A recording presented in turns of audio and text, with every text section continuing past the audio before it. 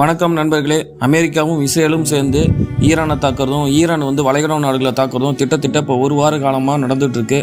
இதில் நேற்று முக்கியமாக இஸ்ரேல் ஈரானுடைய எண்ணெய் சேமிப்பு கிடங்குல தாக்குதல் நடத்தினாங்க. இதனால் அந்த ஈரானுடைய பேஸ்மெண்ட்டுமே ஆடி போயிருக்குன்னு சொல்லலாம். இப்போ இன்னைக்கு அதற்கு எதிரொலியாக ஈரான் பக்ரைனுடைய மிகப்பெரிய எண்ணெய் சுத்திகரிப்பு நிலையம் பாப்கோங்கிற எண்ணெய் சுத்திகரிப்பு நிலையத்தின் மீது தாக்குதல் நடத்தியுள்ளது. இதனால அந்த ஆலை தற்காலிகமாக நிறுத்தியிருக்காங்க. அதே மாதிரி சவுதி அரேபியாவில் மிகப்பெரிய எண்ணெய் சுத்திகரிப்பு நிலையத்தில் ட்ரோன் தாக்குதல் நடத்த திட்டமிட்டு இருந்திருக்காங்க. அது இடைமறித்து அளிக்கப்பட்டிருந்தாலும் அங்கு சில தீ விபத்து ஏற்பட்டு அதுவும் தற்காலிகமாக மூடப்பட்டிருக்குங்க. ஐக்கிய அரபு அமீரகத்தில் எரிபொருள் முனையத்தில் முஜாயிரா அப்படிங்கிற எரிபொருள் முனைகள் மீது தாக்குதல் நடத்தப்பட்டிருக்குங்க. ஓமன்ல துறைமுகத்தில் இருக்கக்கூடிய எரிபொருள் தொட்டிகள் மற்றும் எண்ணெய் கப்பல்கள் மீது தாக்குதல் நடத்தியிருக்காங்க. கத்தாரில் பார்த்தீங்கன்னா, கத்தாரை பொறுத்தவரைக்கும் தொழிற்பேட்டையில் உள்ள எரிசக்தி நிலையம் மற்றும் மொசைட் மின் நிலையத்தின் மீது தாக்குதல் நடத்தப்பட்டிருக்கு.